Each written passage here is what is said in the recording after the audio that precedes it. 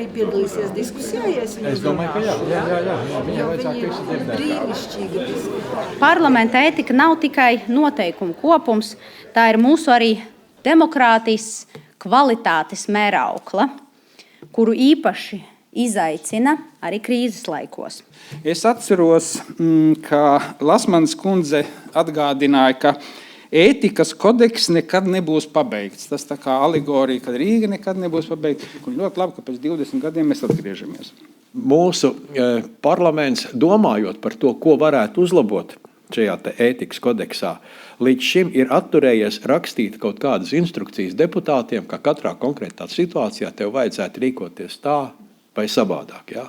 Jo ja šādas instrukcijas mēs izdotu, tad bieži vien varētu gadīties, ka tā situācija tomēr ir mazliet manipulējama, un tad konkrētais cilvēks var atsaukties uz to, kas ir rakstīts uz papīra un neievērot garu.